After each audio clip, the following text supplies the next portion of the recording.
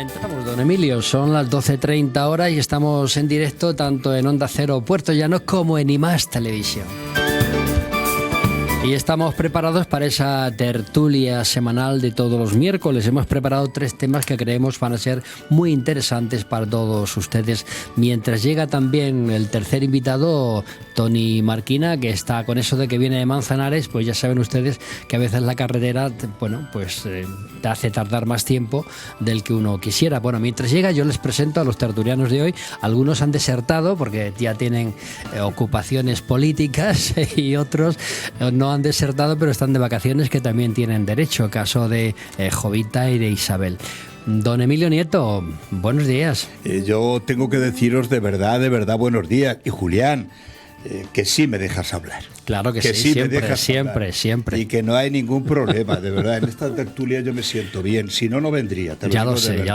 De hecho, me lo planteaste al principio y me dijiste, yo podría hablar todo lo que quisiera. Y te dije, claro, sin problema. No tengo. Otra cosa es que a lo mejor cuando uno está hablando, oye, mira, esta deja más o menos. Pero no hay ningún problema. De verdad, ya lo sé. De verdad, porque si hubiera, pues hombre, nadie nos presiona para que digamos lo que uno quiere, sino cada uno es lo que no piensa. Tendría sentido una tertulia en la cual uno no pudiera decir lo que piensa. Lo que pasa es que hay tertulias en las que, bien sabes tú, que hay más debate, en otros hay menos. Sí. Y claro, pues en función de los temas también. Sí, pero vamos, que no hay ningún problema. Pero vamos, que nos queremos todos, incluso esas peleas que se vengan en algún que otro programa. Y menos mal que me tienes, si no, no habría pelea. Don Emilio, que muchas gracias. Muchas gracias a vosotros. Un placer. También nos acompaña por primera vez hoy, y te acercas un poquito al micro, David García Huertas, que es graduado en Historia, que además es columnista, redactor, editor, un hombre polifacético y que nos acompaña, viene de Santa Cruz de Mudela. Buenos días. Buenos días, Julián. Muchas gracias por que me inviten a participar en Onda Cero. IMAX Televisión. En tu pueblo te están viendo ahora mismo. Claro, pero en IMAX Televisión ya he podido ir algunas veces a alguna tertulia con Julián, cuando ahora Ciudad Real. Sí. Y bueno, pues por lo menos poco a poco nos van dando las oportunidades de poder participar en aquello en lo que queremos ser algún día. Claro, y tú además esto lo vives con mucha intensidad, aparte de que escribes muy bien y tienes una opinión muy formada, pues deseas un día a corto plazo poder dedicarte a esto. Sí, a ver, digamos que la ilusión es poder dedicarme a escribir sobre la cultura, historia, sobre todo en los medios, o hablar en la radio o en la tele, sobre todo para llevar los aspectos de la historia, de la cultura, al mundo, a la sociedad, en el aspecto en el que no sea todo tan técnico como en las carreras o como en el instituto, en el que... Sí, desmenuzar la historia, ¿no? Hacerla más asequible al ciudadano, ¿no? Sí. Para que todo el mundo entienda las circunstancias de una forma muy sencilla, ¿no? Es eso, ¿verdad? Sí, y además que es muy importante, y más que conforme está el panorama político, cada partido se lleva. Fíjate que ya estábamos hablando de lo que ha ocurrido en Santa Cruz de Mudela, ¿verdad? Que en estos momentos gobierna con Gemma García como alcaldesa, que es con mayoría absoluta el PSOE, y cómo ha quedado desbancado el Partido Popular, que estuvo compartiendo la legislatura con el PSOE la legislatura pasada. Sí, a ver, se ha dado ya un caso en el que hacía ya mucho tiempo que en Santa Cruz solo se presentaban 2 partidos, hacía ya mucho tiempo que se presentaba una plataforma independiente. Exacto. Si analizamos los datos, Santa Cruz siempre ha sido un partido socialista, ha ganado, y estuvo José Antonio López también 16 años con mayoría absoluta, y fue la plataforma independiente quien rompió eso. Es verdad que, aunque ha sacado mayoría absoluta el PSOE, que casi se medio intuía por la ideología local, tampoco han sido malos los resultados, porque tampoco han perdido tanto en relación con lo que habían sacado elecciones pasadas. Pero, sí. Pero claro, ahora era uno u otro, y la balanza pues ha decaído en el PSOE. Con 30 grados de temperatura en la ciudad de Puerto Llano ya han empezado los calores, vamos a llegar a los 36 esta tarde y prepárense porque parece ser que mañana y pasado todavía vamos a alcanzar casi o los 40 grados centígrados. Y también, como cada miércoles, tenemos una degustación de quesos Rocinante, que son maravillosos, que saben exquisitos y que los vamos a tomar hoy a la salud de todos ustedes, estos quesos Rocinante con un poquito de sidra. Pero eso sí, sidra el gaitero, como tiene que ser, asturiana. Dicho esto, insisto, y esperamos también la llegada de Tony Marquina, que viene de camino. Vamos a empezar con el primer tema, si os parece. ¿Os parece? Bien. Vamos a hablar de qué va a pasar, don Emilio Nieto, con las pensiones, ¿no? La esperanza de vida, afortunadamente, la esperanza de vida media es de 83,2 años y la tasa, y este es el problema, la tasa de fecundidad cae un 1,5%. Cada vez hay más personas mayores y menos nacimientos. Eso, lógicamente, tarde o temprano va a afectar a las pensiones. ¿Cómo lo ves, Emilio? Mal. Yo creo que lo veo mal como lo ven la mayoría de los ciudadanos. Pero a mí me ha extrañado mucho en estas elecciones que nadie ha hablado de las pensiones. Ningún partido. Ningún partido, es cierto. Yo creo que los problemas graves, cuando vienen temas electorales, todo el mundo no habla de ellos. Sí, de lo problemático. El problema del agua de Castilla-La Mancha es un gran problema. No es el tema, pero yo no he ido a hablar tampoco. Oye, ¿qué vamos a hacer con el agua? ¿De dónde vamos a traer? Etcétera. Tampoco. Sí, es que aquí el gobierno regional, por ejemplo, hablando del agua, poco puede hacer, dado que quien decide es el gobierno nacional. Claro. Entonces, pues el problema de las pensiones es un problema que yo creo que ahora mismo, económicamente, es el problema más gordo que tiene España. De tal manera que yo creo que casi un 30 y pico % del Producto Interior Bruto se va, un 6%, perdón, se va en las pensiones, pero es que va creciendo cada vez más. Es decir, esto no ha llegado a un tope, ¿no? Porque, como bien decías, quería corregirte, ahora mismo estamos en Castilla-La Mancha en el 1,31% de nacimientos. Es decir, algo que es imposible sujetar, ¿no? Es decir, nacen muchos menos que mueren. Por lo tanto, esto es un problema gravísimo. Y las pensiones, pues sí, hay, como bien sabes, hay medio acuerdos. Porque el anterior gobierno, yo no voy a decir nombre porque aquí no podemos podemos discutir. Si estuviera Jovita, discutiríamos, ¿no? Pero yo no quiero en este caso entrar. Yo creo que es un problema de todos los partidos que tienen que tomar medidas muy urgentes, porque el déficit cada día de la seguridad social cada día se dispara más, lo sabe todo el mundo, cada día va aumentando. Este año llegaremos más del 22.000 millones de euros y a ver quién va a pagar eso. Es evidente que esto no puede seguir adelante. El Pacto de Toledo, ¿te acuerdas que había un pacto previo que se subía, se mantenía el nivel adquisitivo del 0,25 del anterior gobierno? Rompe el Pacto de Toledo, rompe ese 0,25 y lo pone al 1, lo que suba, el IPC, ¿no? Lo que suba. Sí, sí. Y claro, someter en este caso, que a mí me parece muy bien, claro, cuanto más yo soy jubilado, cuanto más cobre un jubilado, mejor, y eso, las manifestaciones están todos los días. Pero habrá que decir, basta, vamos a ver si podemos pagarlas, vamos a ver si puede cobrarlas las que vienen detrás de nosotros, porque todo el mundo sabe que las pensiones las pagan los trabajadores. Que hay sin duda, claro. Hay gente que cree que esto es ahí, que no sé qué. No. Sale de ahí. Sale del 30% casi, que me parece una barbaridad. Por eso ya sabes que yo soy enemigo de subir los impuestos. Porque hombre, un trabajador que ya se le meta en la nómina el mano casi el 30%, me parece una barbaridad. Y que con ese según 30%... mis cálculos, con otros conceptos, el 38%. 38%, pues ya, es que eso ya es una barbaridad. Es que está trabajando un trabajador pues casi 3 meses para el Estado 4. Entonces no podemos ya meter más la mano en la nómina del trabajador. Pero que sepa todo el mundo que las pensiones se sujetan por los que trabajan. Y hay cálculos muy, muy, muy perversos, ¿no? Del año 2050, que habrá un trabajador por un señor que está jubilado. ¿Cómo se puede pagar, un trabajador puede pagar una jubilación? Es imposible. Imposible. Tenemos una deuda súper, nos ha llamado la atención, en Europa esto hay que bajarla. En fin, estamos en un momento económico muy difícil y yo por eso, de verdad, al gobierno que viene...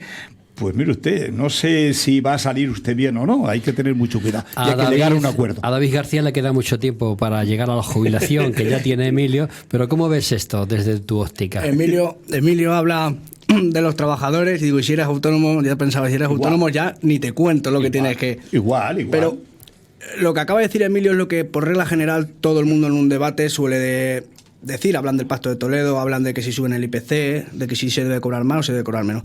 Pero en realidad tampoco se ven propuestas más allá que digan hasta dónde son capaces de llegar nuestros políticos. ¿Y a qué me quiero referir? A ver, la historia, o sea, el mundo va evolucionando, para bien o para mal. Si antes para, por ejemplo, ir a las aceitunas necesitaban 100 familias, ahora se necesitan 20. Es así. El que elabora vinos, o sea, todos materiales, todos los productos que se elaboran, si antes había 100 familias, ahora hay 20 porque hay unas máquinas que lo desarrollan mejor. Entonces habría que intentar llegar a un punto en el que diga cómo recogemos el dinero para poder pagar a esa gente. Porque la esperanza de vida es mayor si nacen menos, que también es consecuencia de la presión social que se tienen a la hora de pagar impuestos, hipotecas y demás. Entonces, yo creo que conforme se van introduciendo máquinas, a lo mejor, y no es que quiera ser un radical de Bakunin ni nada de eso, pero conforme se va introduciendo... pierden puestos de trabajo. Puestos de trabajo que se desarrollan 5 trabajadores, se introduce una máquina y solo hay 2 trabajadores, no digo yo que esa máquina pague por 3 trabajadores, pero sí ponerle por lo menos como uno más. Un impuesto o... No lo sé, para eso habrá profesionales económicos que sabrán hasta qué punto esa máquina puede ser rentable. Sin embargo, no. Entonces, ¿qué estamos? Quitando la contribución de 3 trabajadores por por algo que no contribuye nada. Luego, haciendo referencia también a de dónde sacamos el dinero, hay que también saber hasta dónde estamos dispuestos a llegar. Y vuelvo a decirlo, y es muy repetitivo porque lo llevamos diciendo un montón de años. Cuando se presta dinero a los bancos hay que devolverlo igual que nosotros devolvemos lo que nos dan. Es así. Sí. No puede, pues no, eso no es radical, eso es intentar un poco... Ahí te matizaría don Emilio diciendo que no se le prestó dinero a los bancos sino a las cajas de ahorros. La tendrían que devolver, alguien se haría cargo de eso. Pero... ¿Y cómo lo sabes que iba a decir eso? Porque te conozco ya. Porque digo la verdad. Yo no he dicho que digas la mentira, pero sé que ibas a apostillar eso. Adelante, David. Luego, es cierto que, y gracias a Dios, que vamos evolucionando para bien. Ya en el aspecto de la igualdad la mujer ha salido de la casa. No quiere decir que una no decida, por ejemplo, estar, o un hombre decida estar en casa. Entonces son independientes sociales y sobre todo económicamente. Ya todo el mundo tiene su puesto de trabajo, se dedica a su puesto de trabajo y eso retrasa la natalidad. Hay que reconocer porque hoy en día, por ejemplo, yo tengo 31 años, he estudiado, estoy trabajando y todavía no tengo en el horizonte formar una familia. Claro, no. Obviamente cada día las parejas se casan más tarde. Mi padre con mis años, pues... ya tenían 2 hijos. No, o 3. ya me tenían a mí. Entonces, te quiero decir que la cosa va cambiando. Y bueno, pues... ¿Pero cómo se soluciona lo de las pensiones? ¿Creando más puestos de trabajo sabiendo que las personas tendrán que jubilarse más tarde para seguir cotizando? ¿Cómo se soluciona esto? Bueno, yo, si quiere David contestar, no tengo me da igual, pero vamos. Respecto a si se deben de jubilar más tarde, creo que es un atraso o por lo menos se debería de analizar. A lo mejor alguien que se dedica, vamos a hacer, a tareas un poco más fáciles de llevar, digamos, una oficina, en una entidad pública, sí, pero yo sinceramente no veo a un albañil en un tejado con 67 años. Yo tampoco, ni un minero, hay profesiones, entonces, o un bombero. Habría que, en el caso que se quieran, deberían de matizar qué tipo, o sea, retrasarlas no. Además, retrasar la edad de jubilación impide que la gente joven vaya entrando en puestos sin querer atacar la profesión de Emilio. Por ejemplo, si los maestros se jubilan antes, es posible que los que están en la bolsa puedan entrar antes. Y se va quitando ese embudo de gente que está año tras año preparándose unas oposiciones, que no llegan, que están ahí, que no. Entonces, ahí pues yo vería bien a lo mejor que se jubilaran antes. Algunas veces llegar antes es mejor. Pero hay menos nacimientos, Emilio. Claro. Aquí tenemos un gravísimo problema y el que no lo entienda así es que está en otro mundo. Hoy tenemos las pensiones que superan el 45% del gasto público de España. Y el gasto público en España está por encima ahora mismo del 97%, 98%. Es decir, debemos más de 1.200.000 millones de euros. Eso hay que decirlo, que supone nada más que 90.000 millones cada año, que se podrían pagar las pensiones, casi con esos intereses que pagamos de la deuda. Vamos a ir para analizando pues, qué es lo que hay que atacar, porque de lo contrario. Hay 2 líneas, o puede haber más. Algunos dicen que hay que poner un impuesto determinado para pagar las pensiones. ¿Y a quién ponen los impuestos? A los trabajadores. Pues si hemos dicho que ya están al 38%, como decía Julián, oiga, otro impuesto le va a subir al 40%, va a trabajar la mitad para pagar las pensiones. Eso es muy delicado, muy delicado. Subir la jubilación, la edad de jubilación a los 70, 68, ahora mismo 67. Pues mire usted, podría ser, y sobre todo en funciones muy específicas. Funcionarios, los que me oigan me van a decir que tal, funcionarios del Estado, profesores de universidad, médicos de experiencia, etcétera, etcétera. No que haya una tabla rasa y que todo el mundo se jubila al mismo tiempo, sino que a lo mejor, como bien decías, estar en un andamio, pues hombre, un hombre de 70 años a lo mejor no debe estar en un andamio, pero a lo mejor dando clase no hay por qué no darla. Puede ser porque tiene experiencia y no es un requerimiento físico importante. Esa es otra vía, es decir, aumentarla, porque en este momento, según los cálculos, 37 años trabajados, te vas a 78. La edad de vida más o menos, 67, perdón, 11 años más, aproximadamente 78, hasta 85, 83, que hay la media es de vida. 83, sí. Estamos hablando de que hay un déficit de 7, 8 años que no se recupera lo pagado y que eso hay que aportarlo, que ese es el déficit de la seguridad social. ¿Cómo lo hacemos? Pues hay varias líneas, claro, pero díselo a los jubilados, bajamos las pensiones. Díselo a los jubilados que están todos los días de huelga que hay que bajar las pensiones. Bueno, de hecho aquí en Puerto Llano está la plataforma de jubilados y pensionistas que todos los lunes se manifiesta en la concha de la música, y lo que abogan evidentemente es actualizar las pensiones y lógicamente que por ley se tengan contemplada la subida en función del IPC. Pasar las pensiones que realmente están, porque están en los presupuestos generales del Estado, y un gasto más, como reducir para pagar las pensiones los gastos en educación, en sanidad. ¿Estamos dispuestos? Es que ese es el tema. ¿De dónde sacamos el dinero para pagar el déficit de la seguridad social, que en este momento, repito, ronda los 18.000 millones? ¿Hay propuestas? Claro que las hay. Yo he diseñado algunas. Subir la edad de jubilación.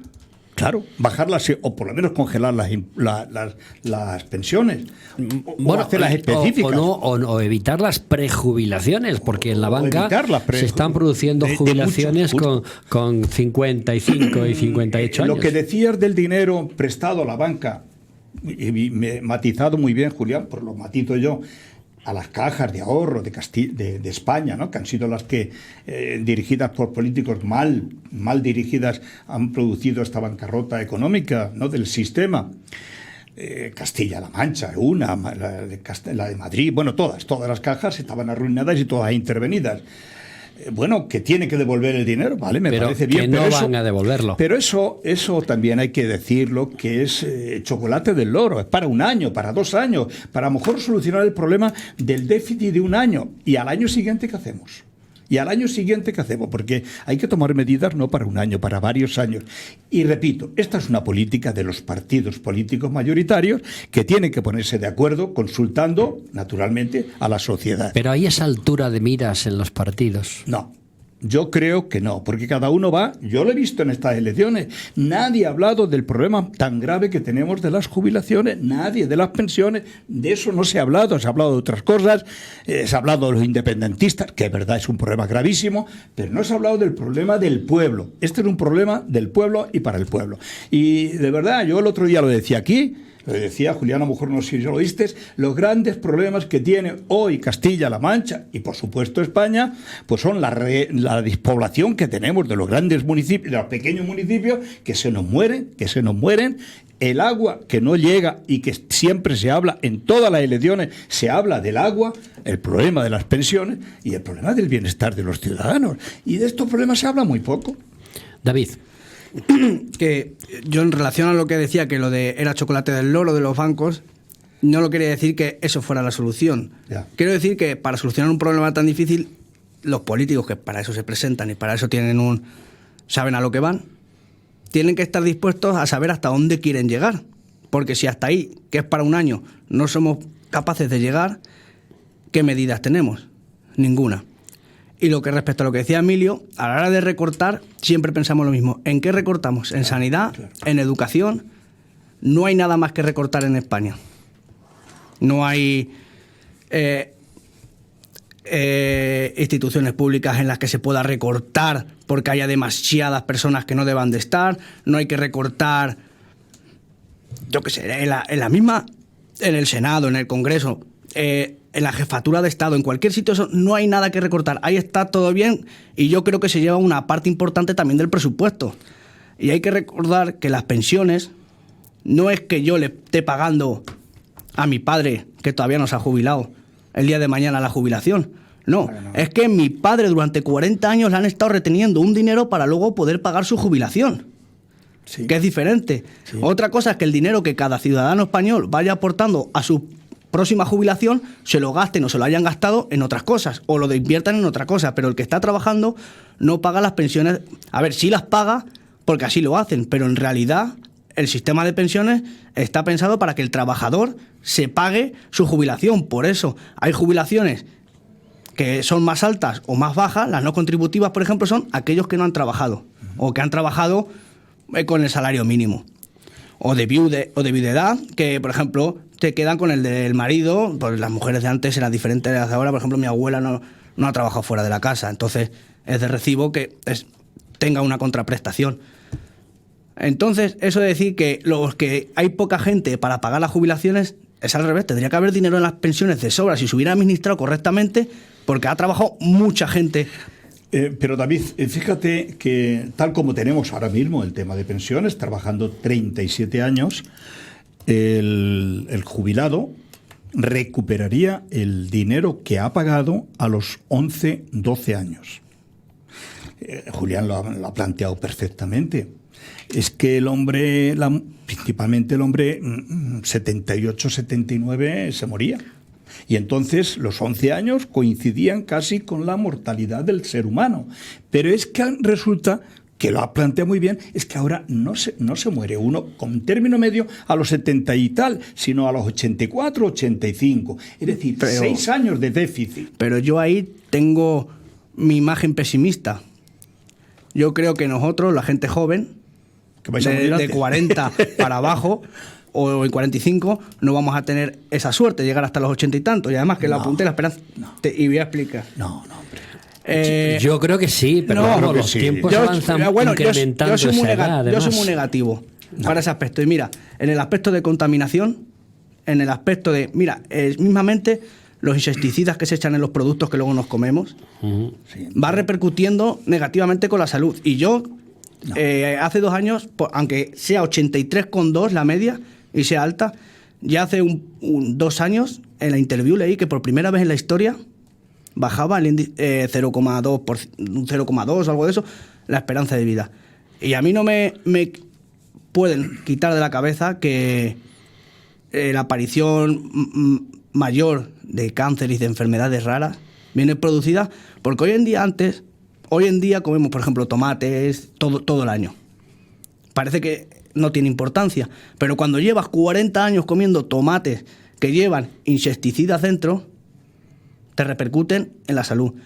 Porque hoy en día, cuando hablamos del medio ambiente, solo hablamos de la Antártida, de los plásticos, que son importantes temas a seguir, pero no del plástico que se tira. Hay que ponerla en conciencia que el plástico que el pez se come al final acaba en nuestro riñón.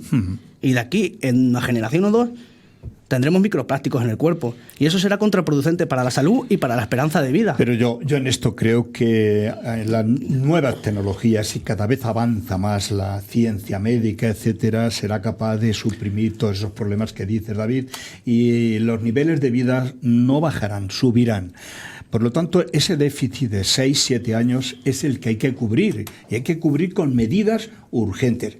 Tú apuntabas algunas, ya me parece muy bien. Hay gastos duplicitados o duplicados en la política, estoy de acuerdo. Sí, señor. Hay el Ministerio de Agricultura que tiene delegaciones aquí, delegaciones en Toledo, delegaciones en todos los sitios. Estoy de acuerdo. Ahí tenemos el país con más políticos del mundo. Claro que sí. Bueno, esto es un tema, es otro tema. no el de los políticos, que también, sino el de las pensiones. Es un tema que seguiremos hablando. Hay que sacar dinero, ¿verdad? Claro, en futuras tertulias, porque es un tema que da mucho juego. Sí, claro. Y evidentemente lo que sí está claro es que yo creo que por el bien de David y los que tienen su edad, si llegue a los 84 y en buenas condiciones físicas, psíquicas y mentales.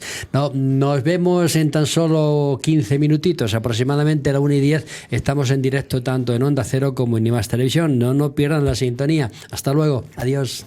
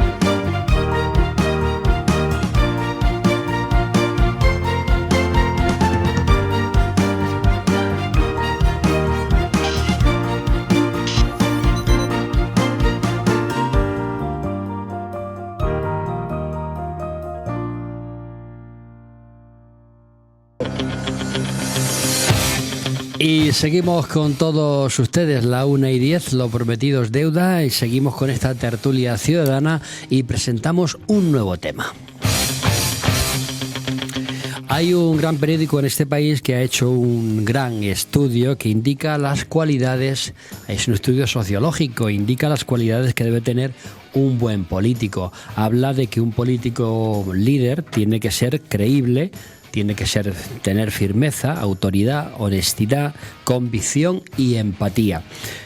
Yo quería preguntar a los tertulianos, y voy a empezar esta vez por David, ¿cuántos líderes conocéis que sean creíbles, firmes, autoritarios, honestos, convincentes y empáticos? Bueno, a día de hoy, si nos regimos por lo que la gente ha depositado en el voto, sería Pedro Sánchez el que más los reúne, porque ha sido el que en credibilidad, firmeza y todo eso, sobre todo después de las primarias, parece que se acercó un poco. Que sea el prototipo, eso ya cada uno debe... Para mí creo que algunas cosas las debería de mejorar. Sobre todo, por ejemplo, la empatía a la hora de negociar el gobierno. ¿Pero estás de acuerdo que estos conceptos tienen que ser básicos en un líder o no? Sí, falta algo que yo echo mucho en falta, no solo en los políticos, sino también en el día a día. Y es que ahora todo se tiene que dar por escrito, porque ya no vale la palabra entre personas. Entonces yo creo que un político que tenga su palabra en gran valor es algo principal. Tiene que cumplirla. Sí. Y eso no ocurre. Si ves que no puedes hacer un edificio, un teatro, lo que sea, no lo prometas. Si lo haces bien, al final lo puedes hacer, pues, oye, pero si no lo prometas porque estás limitando tu palabra. O en todo caso, di, quiero hacer esto si las circunstancias lo permiten. También, pero eso sería otra vez volver al juego político de bueno, puedo prometer y prometo, como decía Suárez. Sí. Entonces, haciendo un poco balance de la transición hasta aquí, yo creo que para mí el único, por así decirlo, sería Suárez. Porque aunque fue puesto a dedo de primeras, luego ganó 2 y bueno, digamos que dimitió por determinadas presiones, pero en definitiva sabía lo que iba haciendo, iba ganando elecciones. Es una cosa importante dimitir. Hoy nadie dimite, como sabes, también, ¿no? A no ser que ya sea de escándalo. Sí, es muy difícil dimitir, ¿no? Entonces, a día de hoy lo veo raro. Sí creo que es verdad que los políticos han ido perdiendo raza. Por ejemplo, Felipe González de las primeras legislaturas sí era convincente, sí podía reunir gran parte de los mínimos. Incluso cuando Aznar ganó con mayoría absoluta, ganó en minoría, y luego durante 4 años lo hizo de tal manera, yo todavía no votaba, por ejemplo, pero luego en la siguiente ganó por una mayoría absoluta, aunque luego la pifiara con lo de la guerra, que fue y todo lo demás, pero en definitiva se puede ver que son 3 figuras, cada uno de un partido político, que sí podían reunir los mínimos. Yo cuando se me propuso el tema, yo le veía el déficit de las figuras políticas, creo que es demasiado, a lo mejor queda un poco feo, demasiados cachorros de partido. Y poco... Yo, por ejemplo, tengo un amigo y me dice lo malo mío con confianza de que no le voy a decir nada. O sea, que voy a aceptar la crítica. Yo cuando, por ejemplo, escribo un artículo, hay gente que no me contesta, otra gente dice que muy bien, y hay gente que dice, muy bien, pero debes de mejorar esto. Y me lo dice de tal manera que yo no me lo puedo decir, no te voy a mandar más el artículo porque cada vez que te lo mando me sacas alguna pega, ¿no? Porque sé que me lo dice para mejorar. Entonces, yo sí creo que hay demasiado... Sí, pero hoy en día estás diciendo que los políticos no aceptan las críticas. Sí acepta, pero que lo tenemos que ver que en todos los partidos siempre hay familia, gente que se acerca a uno o a otro, y luego son difíciles de congeniar. Y yo creo que eso es contraproducente tanto para el propio partido como para la propia figura del político líder. Porque tener al lado a alguien que te critique, hablamos de criticar en el sentido de que te lo dice para mejorar. Sí. Hay criticar por la por crítica criticar, es buena, cuando es constructiva no tiene, es buena. no tiene sentido. Si hay conspiraciones o como lo queramos llamar por detrás, eso ya no es legítimo. Pero llegar a un momento en el decirle, en este caso a Casado, a Santiago Abascal, a Pablo Iglesias o a Pedro Sánchez, o a Albert Rivera, decirle a alguien con su confianza, no tiene por qué estar siempre loando lo que dice. Puede decirle, yo creo que es mejor que por este camino o por allí lo podemos llegar. A lo mejor no es totalmente lo que dice el líder, pero si él cuando llega a su casa lo medita, va a decir, es que es el mejor por nosotros, por mí. Entonces, creo que tiene ese ten con ten que tenía, por ejemplo, políticos del pasado, Suárez, en un Viernes Santo legalizar el Partido Comunista, hablar con un parlamento de cura y de militares y de gente pudiente, abrirlo para que entrara los ciudadanos de a pie, bueno, para que entrara cualquiera, ¿sabes? Se puede sentar cualquier persona en las elecciones. Supo mantener esa balanza en tiempos difíciles, y yo creo que ahora mismo, por ejemplo, los líderes que tenemos ahora mismo no tienen esa balanza. Por traducirte un poco lo que dice David a todos los espectadores y oyentes, es que evidentemente ya no quedan esos políticos de nobleza, de raza, si me apuras, que esos grandes políticos, estamos hablando de gente tan importante como Adolfo Suárez, Felipe González, José María Aznar, ese tipo de políticos ya ha pasado la historia. Tenemos otros políticos, según tú, ¿no? Entiendo, menos consistentes, por ser suaves. Lo tenemos que ver, y ya termino con esto y dejo a Emilio, que también es político. Tranquilo. Hemos visto en la campaña como ya había partidos que ya se han dicho contigo no voy a hablar, ni me voy a sentar. Y sin embargo Suárez hablaba con Alianza Popular. Bueno, es que eso no tiene sentido. Un señor que diga, yo contigo no me siento a hablar, cuando está elegido por los ciudadanos de verdad y tiene que buscar la idoneidad de los programas para mejorar a este país, yo eso sí que no lo entiendo. Don Emilio. Como decía, ¿verdad? ¿Qué no entiende usted del no? Claro, también. ¿Qué entiende usted? También, sí, también. Bueno, pero yo entiendo que están condenados a hablar y a entenderse. Entenderse, por supuesto. La política es el consenso. Sí, si no hay consenso, no hay política, ¿no? Entre otras cosas. Pero sí es verdad que la ciudadanía, que yo creo que hay que ir al bar, a la taberna, que es donde se habla y se comenta, es verdad, por la calle, la gente no cree en los políticos. La gente no cree en los políticos, y mucho menos en los programas electorales, ¿eh? Además, algunos políticos dicen que los programas electorales se hacen para no cumplirlos. Fijaos la contradicción tan grande que tiene el hacer un programa para no cumplirlo. Yo también he dicho aquí en esta casa que gracias a Dios que algunos programas no se han cumplido, porque si se hubieran cumplido, Dios mío, ¿dónde estaríamos? Bien, dicho esto, pues es verdad que hay grandes personas, en este caso pues un catedrático de universidad, que lo sabéis todos, Diego Crescente, pues ha publicado un estudio de las cualidades que deberían adornar a ese político, a ese hombre que se dedica a la política. No olvidemos que todos los ciudadanos somos políticos, pero unos son los que ejercen la política, y sobre todo cuando es política de representación, que es la que tenemos en España, porque si fuera política directa la cosa cambiaba, pero aquí la elección es indirecta, es a base de representación.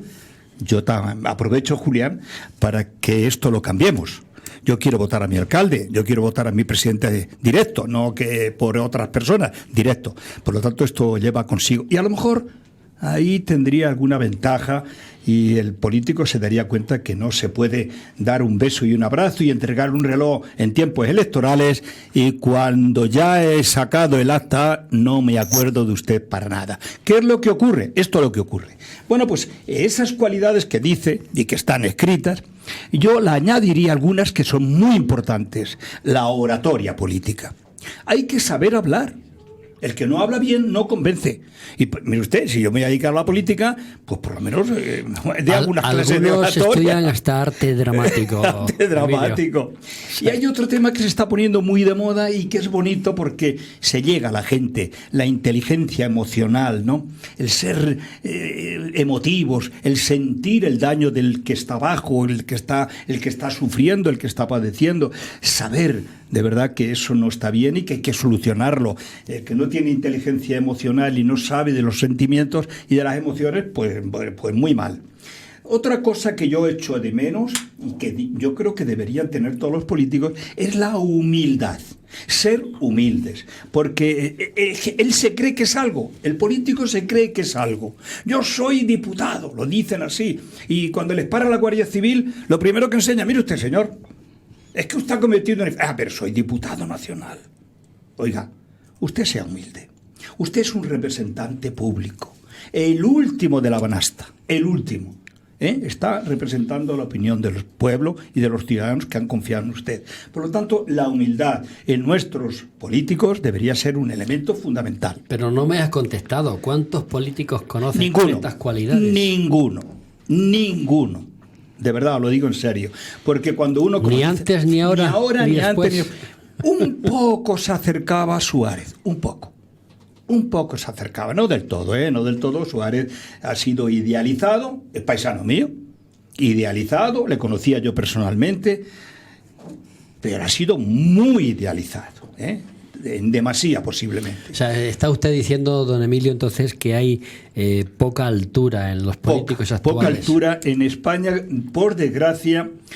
Tendríamos que remontarnos a Cánovas del Castillo, aquello, ¿no? Que había política. Ha habido un gran político, oratoria político, Herrero de Miñón, me parece que se llamaba, ¿no? Y Tierno Galván. Y Tierno Galván, que eran hombres con una forma de hablar que llegaban al corazón y a la inteligencia. Personas.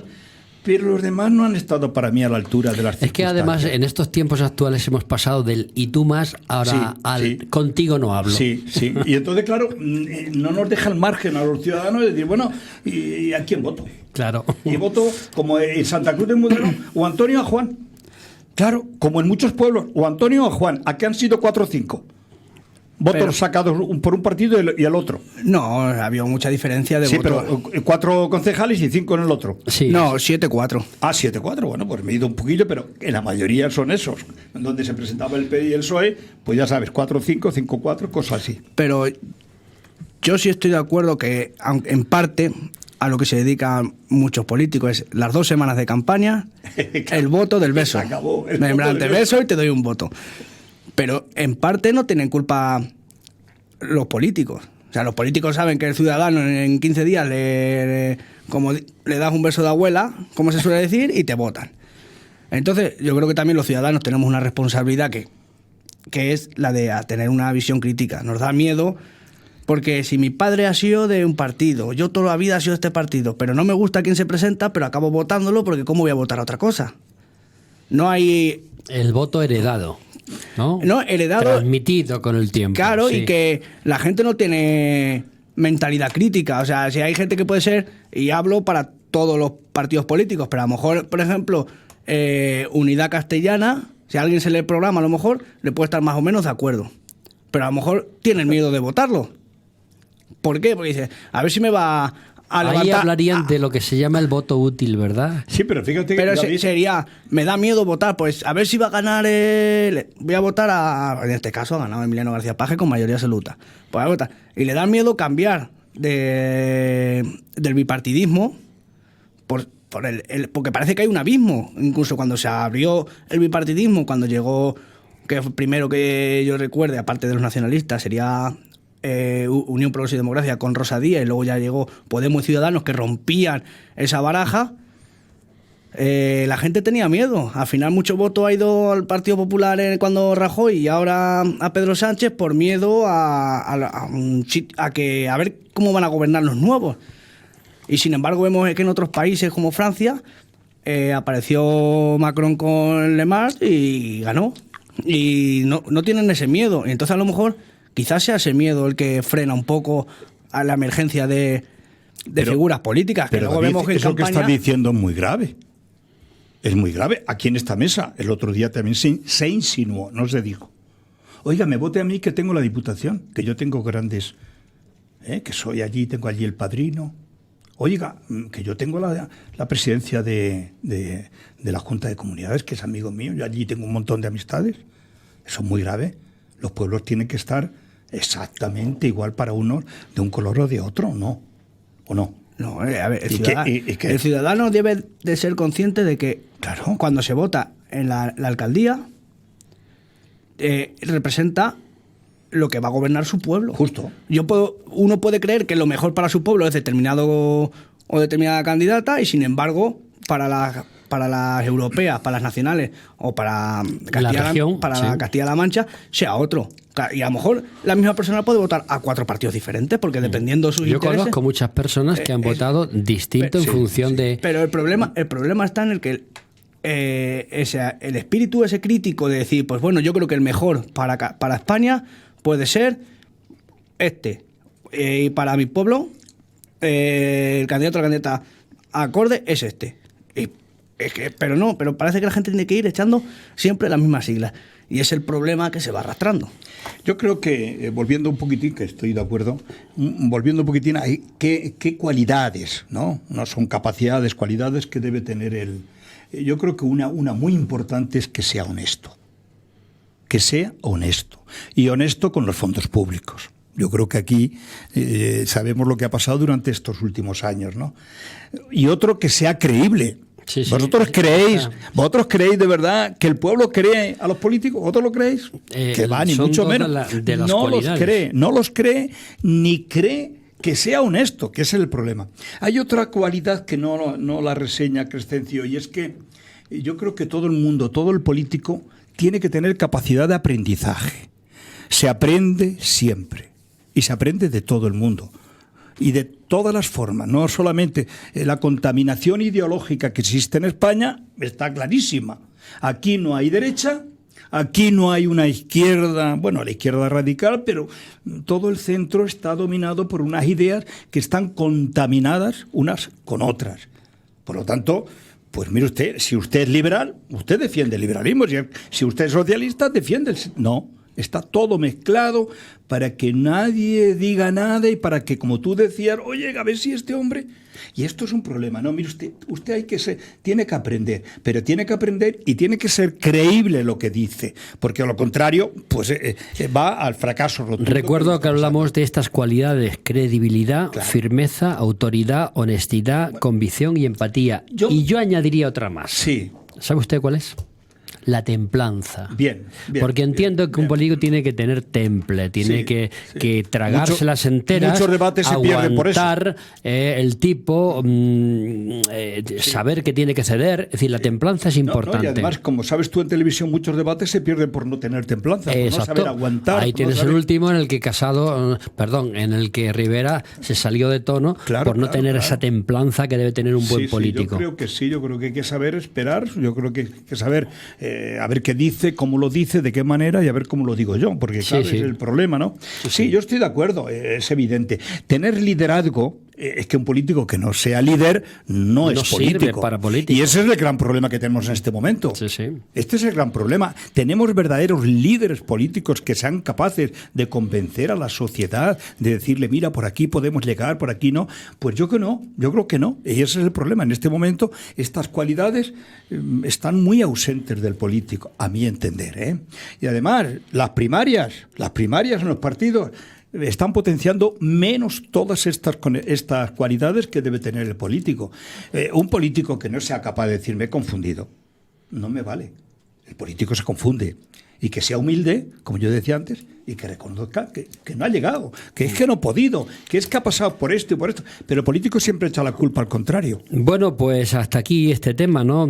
Sí, estoy recibiendo a través del WhatsApp, nos están mandando saludos y recuerdos, tanto Félix Calle, que ya está ejerciendo como primer teniente de alcalde en el Ayuntamiento de Puerto Llano, también de Tony Marquina, que al final nos dice que no puede llegar porque ha tenido, saben ustedes que es abogado, ha tenido que ir a tomar declaraciones, estar presente en unas declaraciones de unas personas que presuntamente habían cometido un delito y entonces no ha podido venir, y también de Jovita, que dice que está descansando con sus nietos. Así que recuerdos para todos ellos y ya irán pasando por aquí, pero es lógico que también tengan ese descanso, en muchos casos, todos merecido. Nos vamos tan solo 5 minutos y volvemos inmediatamente para seguir con la tertulia y con otros temas interesantes. Hasta luego.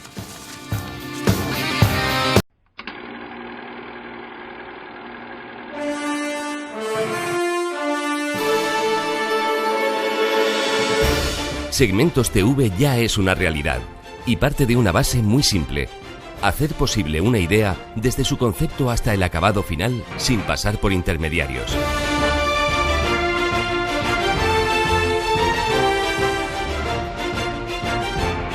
Con equipos técnicos de última generación.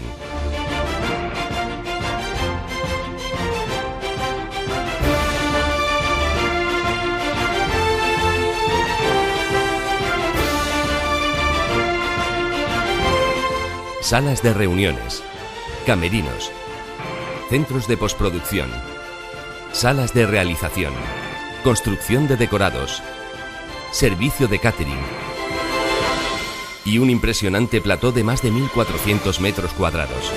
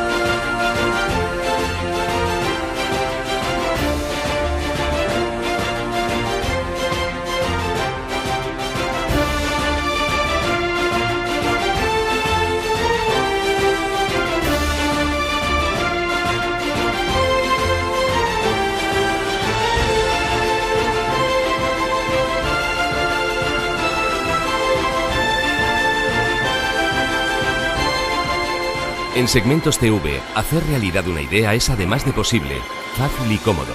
Y al estar situados en Puerto Llano, a 1 hora en AVE desde Madrid, podemos ofrecer los precios más competitivos del mercado, optimizando así los costes de producción y garantizando la máxima calidad en el acabado final de sus producciones. Nadie más puede ofrecer unas mejores condiciones para llevar a cabo cualquier tipo de producción, desde ficción para televisión hasta programas de entretenimiento o producción de proyectos cinematográficos.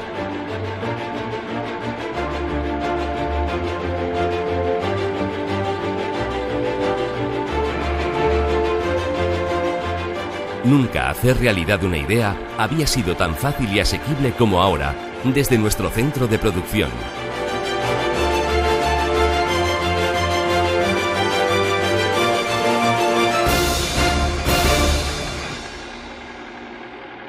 Segmentos TV, la productora.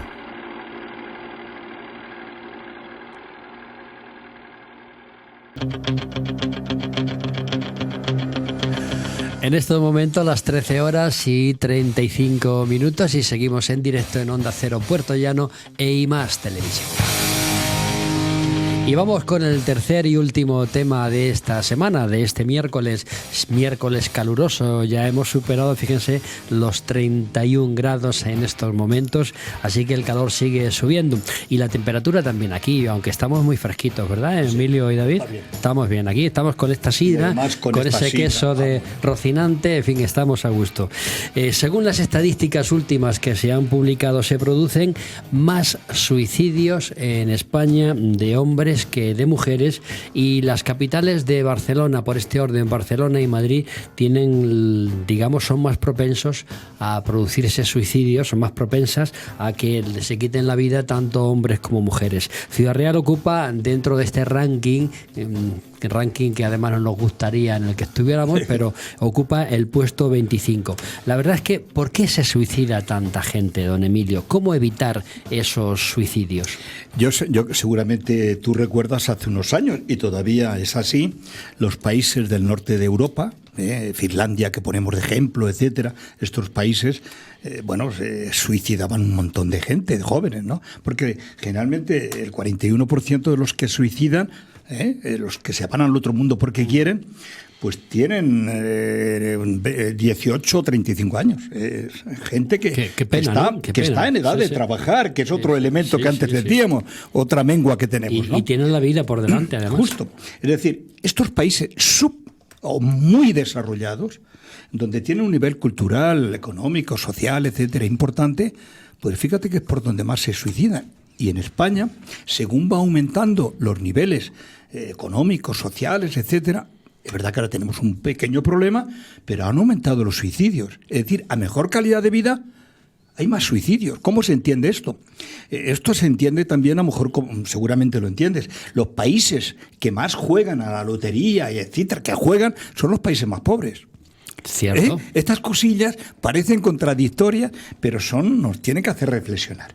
Bueno, ¿y por qué es verdad que el 75% de los que se suicidan son hombres?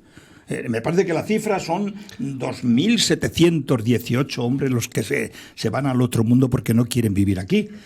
La mujer muchísimo menos, me parece que un 25% aproximadamente. Sí. Estos datos habría que pensarlos. Yo sí he leído, de verdad, sobre este tema he leído bastante y no llegan a acuerdos concretos. Sabéis que algún partido dijo que por el tema de género, ¿no? Pero bueno, no tiene consistencia ese elemento, y yo creo que hay otros mucho más importantes, temas económicos, temas de estudio, de fracaso escolar. El fracaso escolar influye muchísimo, y sobre todo, oye, papá, que he fracasado en la vida, etcétera, y los chicos se suicidan por eso. Yo conozco a algunos que les ha pasado esto, que no eran capaces de llevar las notas de la universidad a sus padres para que las vieran. Y han tomado el camino equivocado, ¿no? Es decir, todos estos elementos psicológicos, sociológicos, diríamos familiares, personales, influyen tremendamente, pero no está cuantificado cuánto influye en cada uno para poder tomar medidas en un aspecto tan importante como este, que se nos van casi 4.000 personas. Sí, lo que es evidente es que en función del nivel de desarrollo, Sí. Cuanto más desarrollo, Sí. más gente se suicida. Ese ¿no? es el problema. David. Estoy de acuerdo con Emilio en el que es difícil cuantificar en qué aspecto influye que alguien decida poner fin a su vida. Fracaso escolar, abuso escolar, económico, problemas en la familia, en fin, no lo sabemos porque cada suicidio pues es un mundo y no todo el mundo pues deja testamento, o sea, atestigua del por qué lo hace. Luego, dentro de, como bien decía, a lo primero, que he graduado en Historia, analista social, intento un poco ponerme en la situación que puede llevar. Y analizando, como bien se han dicho, los datos de que ciudades como Barcelona y como Madrid son los líderes, por desgracia, porque ellos tampoco quisieran estar ahí. Sin embargo, Ciudad Real está en el puesto 25. Puedo entender que son las dos principales ciudades de España donde más desarrollo económico hay, donde mayor oportunidades de trabajo hay para el ciudadano, para cualquier persona formada. Es más propicio que te contraten en Madrid o en Barcelona a en un pueblo. Y claro, pero también es contraproducente vivir en una ciudad, y más de esas características. No todos los salarios cubren las necesidades, y menos ahora, porque si echamos la vista hace 12 años atrás, mucha gente en la construcción, en determinados, los salarios eran más altos, que tenían una economía holgada, que no podemos culpar tampoco que nadie sea un mangarrota, pero sí es verdad que con la llegada de la crisis, pues las deudas han aflorado de tal manera en el que muchos no han visto otro camino nada más que saltar al vacío, o sea, quitarse del medio. También es una parte de culpa que desde mucho tiempo atrás, no solo en democracia, se ha ido localizando en determinadas ciudades, solo en las ciudades, el desarrollo industrial. Claro, ahí es que es donde está. Por ejemplo, Santa Cruz de Mudela tiene un polígono precioso, que ahí, por ejemplo, una empresa podía instalar para dar puesto de trabajo a 100 personas. A lo mejor le pagan lo mismo que en Madrid. A lo mejor, yo no sé cómo irá luego en temas de impuestos en Castilla-La Mancha o en Madrid. ¿Cobrarán los mismos? Sí, pero la persona que trabaja en Madrid, a lo mejor con esos 1.000 euros, no llega a final de mes, pero sin embargo Santa Cruz de Mudela pues es casi el rey del mambo.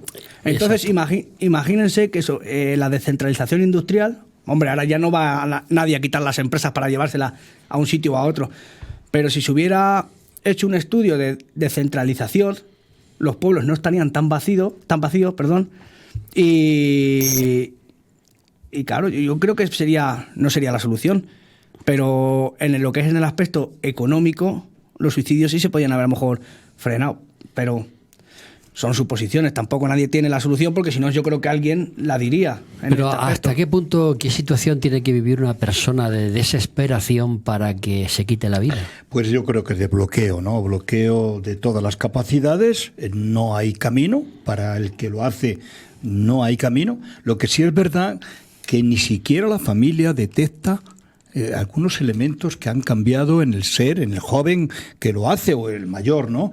Es decir, que es un tabú social. Durante muchos años el suicidio, ya sabéis, la religión ni siquiera dejaba enterrar en camposanto religioso, es decir, el que se suicidaba iba al infierno, ¿no? Todo esto, y las cifras que estamos diciendo son cifras parciales, porque todavía hay muchas familias que se niegan a decir que su hijo se ha suicidado, sino que ha tenido un paro cardíaco. Si fuera de verdad lo que ocurre en España, podríamos estar hablando de 6.000 personas, 6.000 gente, 6.000 jóvenes, porque de 18 a 35 años son 6.000 jóvenes que se van al otro mundo porque ya no pueden vivir aquí, porque no ven camino de futuro. El dato que tú apuntabas reitera un poco, es decir, cuanto más industrializado es un país, pues parece que debería vivir mejor. Pues no es así, todo lo contrario, induce a que hay frustraciones de muchos tipos, ya digo, personales, sociológicos, de amor. También se muere de amor. Hay mucha gente que no... Sí, y claro, de sin amor también. Y de sin amor, claro, sin amor, de frustraciones, es verdad, muchos jóvenes que les deja la novia o al revés y de verdad que no encuentran el camino. Ya se ha acabado, ¿no? Esto se ha acabado la vida, también mueren de eso. Hay multitud de aspectos que influyen. Por otro lado, también tenemos que decir, España no está preparada. Y no está preparada por eso que yo he dicho del tabú. Es decir, no hay un plan nacional de decir, bueno, vamos a atajar este problema que es grave. Yo lo dije, que es muchísimo más grave que otros, que tienen muchísimo más auditorio y que se publicita mucho más, ¿no? Y sin embargo bueno, pues salen cifras de vez en cuando, pero nadie habla de verdad serio. No hay gente especializada, psicólogos, etcétera, que estén preparados en la universidad para saber cuándo puede ocurrir, qué síntomas tiene este hombre o esta mujer que se va a quitar la vida. En este caso, como hemos dicho, que más del 75% son hombres, pues claro, evidentemente el problema más de hombre. No está claro. Y podría ser lo que tú decías también un elemento. ¿Por qué? Pues muy sencillo. La despoblación, yo estoy seguro que es un elemento fundamental. La despoblación. ¿A qué me refiero?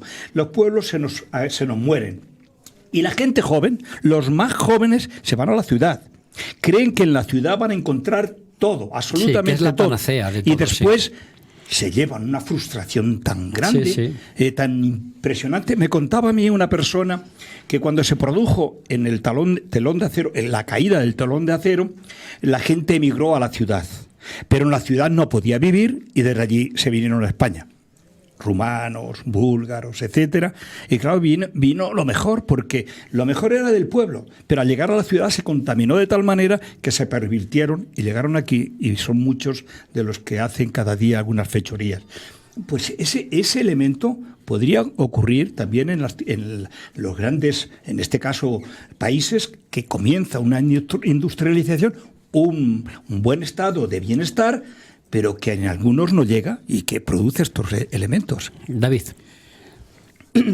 Cuando decía Emilio que es un tema tabú porque nadie... A ver, todos internamente, por mucho que contemos, siempre nos guardamos algo solo para nosotros. Luego también afecta mucho el aspecto psicológico de cada uno. Cada uno son más proclives o menos proclives a caer al vacío. O sea, de sufrir depresiones o algo similar. A uno le pueden decir a lo mejor gordo y no le afecta, y a otro le dicen gordo y se le cae el mundo a los pies. Sí. Luego también hay que ser un poco, vamos a entonar un poco el mea culpa. Somos una sociedad cada vez un poco menos empática, somos menos compañeristas, vamos más... Y eso también lo vemos, por ejemplo, en Oriente, en China y todo eso. Son tan meticulosos, que también son un país que tiene mucho suicidio, y son tan competitivos que hay personas que no pueden soportar esa presión. Y el miedo a defraudar, sobre todo el miedo también es un aspecto en cualquier rama en el que pongamos el análisis económico, social. El miedo a fallar provoca la caída al vacío. Y ya, a ver, sobre todo en los pueblos, que vuelvo a decir lo mismo que antes, que se ha ido tan concentrando la población en las grandes ciudades que es que no hay cabida para todos. Es difícil. Yo, mira, vivo en un pueblecito de Santa Cruz, y cuando me he independizado me he ido a Las Virtudes, una pedanía. O sea, más pequeño todavía, que en invierno a lo mejor yo he ido familias más. Sí. Pero luego, volviendo a lo mismo, la industrialización en las ciudades y la pérdida de trabajo manual en el campo, por ejemplo, provoca que los temporeros, que a lo mejor pues la aceituna, la vendimia, o si luego bajaban a la fresa, la naranja, pues solo con las temporadas pasaban el año. Ahora con máquinas, algunos sí lo pueden hacer, pero otros se quedan en la estacada. Y hay otro problema que no nos enseñamos, que recaen o caen en vicios dudosos no. Hay gente que tiene más facilidad para caer en el alcohol, drogas, y con el tiempo puede ser otro síntoma. Al no tener trabajo, ahogan las penas, como siempre se ha dicho. Y puede ser otro efecto contraproducente. Sin embargo, por ejemplo, cuando decías que el dato era mayor de los hombres, los jóvenes, a lo mejor hay menos estadísticas por lo que decías, que hay gente que da miedo decir, mi hijo se ha suicidado, mi hijo no sé qué, no sé cuánto. Pero sin embargo, a partir de determinadas edades, esas personas que, por desgracia, no han podido han tenido un tipo de vida casi solo trabajar desde pequeñitos, y que luego con el tiempo no han ido evolucionando las nuevas formas de trabajar y las tecnologías, se han quedado un poquillo apartados de la sociedad y han caído en el alcoholismo. Esas personas, estamos hablando de personas a lo mejor ya de 60 años, de 50, era época en la que todavía no existía, por desgracia, la emancipación de la mujer de fuera de la casa. Sí. Entonces, a lo mejor de aquí a 20 años, el problema sigue siendo, pero ya es... Lo más preocupante es lo que decía Emilio, es decir, que se producen los suicidios generalmente en gente muy joven. Sí. Eso es lo preocupante, ¿no? Porque mucho. Si una persona, bueno, no digo que esté justificado, pero si claro, uno con 70, 80 años dice adiós, bueno, pues en fin, no está justificado, pero se puede entender. Eso influye también en las pensiones, ¿eh? También. Son 40, son 6.000 o 7.000 que contribuyen, no van a contribuir. Decía yo que hay otro elemento muy importante y que los psicólogos no se ponen de acuerdo, pero el elemento ambiental. La Organización Mundial de la Salud, la OMS, definía la salud como ausencia de enfermedades, pero ha avanzado. Es decir, no es ausencia de enfermedades. Uno a lo mejor en La Mancha, con un clima como el nuestro, cielos abiertos, horizontes impresionantes, pues vive estupendamente. Pero se va al norte de España, donde nada más está todos los días lloviendo, oscuro, etcétera, y uno se ahoga. No puede vivir allí. El ambiente con lo está importante matando. Que es el sol, ¿verdad? Le está matando. Es más, yo me gustaría hacer una encuesta entre los suicidios en el campo rural y en el campo urbano. Y estoy seguro que es muchísimo mayor en el campo urbano que en el campo rural. Y otro elemento también es importante. Andalucía, que está la gente más en la calle, que tiene más relación unos con otros, etcétera. Yo estoy seguro que hay menos suicidios, como hemos dicho, que en el norte de Europa. Por lo tanto, los ambientes donde uno desarrolla su vida son muy influyentes, muy determinantes para que uno tome una medida de ese tipo, claro. Voy a leer un WhatsApp de Isabel Rodríguez, nuestra querida Isabel, que está en un balneario descansando, y le mandamos un recuerdo. Dice que el próximo, porque hablaba feliz de que no veía vino en las mesas, digo, no, hoy tenemos sidra, y dice Isabel, dice, Dios mediante, el próximo miércoles llevaré yo el vino. Vale, muy bueno, bien. Pues muy bien, Isabel, que descansa, que dile que descanse, díselo, que descanse. Sí, no, oye, en ese ambiente es posible que tú pienses en otras cosas más importantes, ¿eh? Y yo me alegro que sea así, no pienses en lo que estamos hablando nosotros, sino pásatelo bien, que te cubra bien el agua y que te refresque. Claro. Pues fíjate que la última noticia que acaba de salir y producirse es que el líder, uno de los líderes de Vox en Andalucía, el juez Serrano, que ha estado criticando la sentencia de la manada, acaba de coger la baja médica porque se ha sentido linchado por todo lo que se ha escrito sobre él. No creo que llegue al suicidio, ¿verdad? Pues ves, ese también es el ambiente. Eso es un ambiente que influye terriblemente, claro. No es la primera. Acuérdate de la alcaldesa de Valencia. Por ejemplo. Por ejemplo, ¿no? Que según parece y todos los indicios, pues aquella mujer se murió, tuvo un infarto por la presión mediática que tuvo, que no veía. Bueno, la prensa a esos niveles es feroz. Es feroz. Entonces, feroz. Otro elemento que es ambiental, ¿no? Y que se produce en un momento determinado. La prensa y sobre todo las redes sociales. También. Claro. También. Las redes sociales, internet, las aplicaciones como WhatsApp, son aplicaciones muy buenas, necesarias sobre todo para medios de comunicación, para redactores de columnas como yo que no lo suele leer, ser un altavoz. Sí. Pero sin embargo, en malas manos es una mala las redes cosa. Lo hemos total. comentado en otras tertulias otras veces, que son muy positivas en muchos aspectos, pero muy negativas en otros, ¿no? A mí lo que más me asusta es cómo las noticias más conocidas y que más ha visto la gente eran todas falsas en las redes sociales. Y luego que a la hora de señalar eso, porque que eso pasa, eso siempre pasa porque en los pueblos también, yo por ejemplo, por una historia que me contó mi padre, el típico señalado de siempre del barrio acabó ahorcándose porque todo el mundo decía que había robado y luego no había sido. Luego se descubrió que no había sido. Sí. Pero la presión le pudo. La presión social. Imagínense ahora toda España, todo el mundo, bueno, toda España, porque o de habla hispana, que señalen lo del juez, que sí, que podemos estar en desacuerdo totalmente en lo que dijo. Pero ese no es el tema de discusión. No. El tema de debate es el afán inquisitorial y además que cada vez no es decir vamos a hacer una crítica constructiva, sino cada vez a ver quién dice la burrada más grande. Y eso sí afecta Sí. Sobre todo a los recién llegados. Otro elemento que tú decías, y yo creo que ya nos vas a dar el finiquito por hoy, ¿no? Ahí es un tema de competición. Esta sociedad es competitiva tremendamente. Se compite para todo, para todo. Y el que no compite se muere, claro. Es imposible, ¿no? Se compite para tener mejores precios, para producción mejor, para entrar en los puestos de responsabilidad económicos, sociales, etcétera. Oposiciones, y fíjate las frustraciones que tiene cuando uno después de 2 años estando preparándose para una oposición resulta que no aprueba, ¿no? Pero claro, habría que buscar otros sistemas mejores que estos. Siempre hemos dicho que una mala oposición es mejor que cualquier sistema para que una persona ocupe un puesto de responsabilidad o etcétera, ¿no?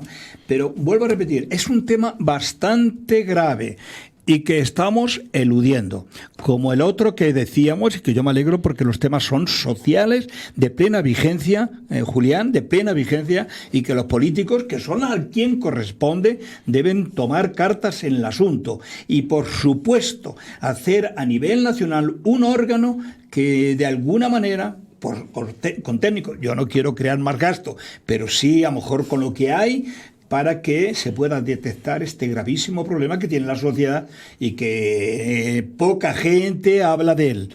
Los grandes problemas se olvidan, los grandes problemas se tapan, los grandes problemas se cubren para que nadie sepa qué pasan, pero son problemas sociales.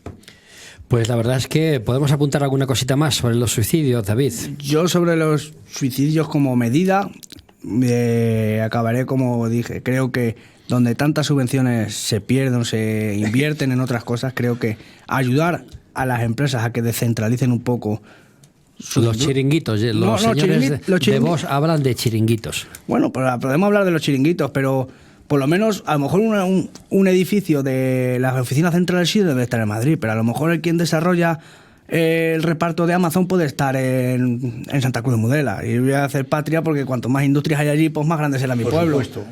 Y más gente seguirá Entonces, viviendo en Santa Cruz. En vez de fomentar que haya una centralización, pues oye, si se dan subvenciones para hacer cualquier industria, vamos a hacerla. Yo diré siempre en Santa Cruz, otro dirá que en El Viso, otro dirá que en Amuradiel, otro dirá que en Carrión, en fin. Pero por lo menos que vamos a intentar ocupar eso toda en España. realidad se llamaría, don Emilio, fijar la población, ¿verdad? Por supuesto. Yo ya sabes que en este tema tengo algunas ideas muy importantes en torno al olivo, como hemos dicho, la producción agraria. Eso de que esté como está no puede ser. Todo el mundo tiene un sueldo y el sueldo del agricultor no se sabe si lo va a cobrar o no lo va a cobrar. Eso es un tema que es fundamental para que nuestro sistema productivo aumente y se arraigue. Por otro lado, estoy de acuerdo contigo, David, totalmente de acuerdo. Castilla-La Mancha es deficitaria, es decir, producimos menos que gastamos más que producimos. Y mire usted, esa sería una forma de producir más industrialmente, de vender al exterior nuestros productos que se hacen claro que sí, Santa Cruz de Mudela, ¿por qué no? Don Emilio, muchas gracias. Muchas gracias a ti. Un miércoles más. Estupendo. Nos seguimos viendo. Como siempre, a tu disposición para decir lo que estimemos conveniente. Como tiene que ser, además. Muchas gracias. Muchas gracias. David, ¿qué tal la experiencia? Buena. O sea, muy contento de haber participado y espero que no sea la última. Estás invitado Pues, para el próximo miércoles, estás con nosotros. Pues ya me dirás cuándo y de qué sin ningún debatimos. Problema. Eso siempre con tiempo, además. Bueno, pues en el control de cámaras, en la realización, ha estado don Fernando Gianbruni, en las cámaras don Víctor Martín y Maribel Martín, en el control de sonido. Ayer de nada nos sirve las cicatrices.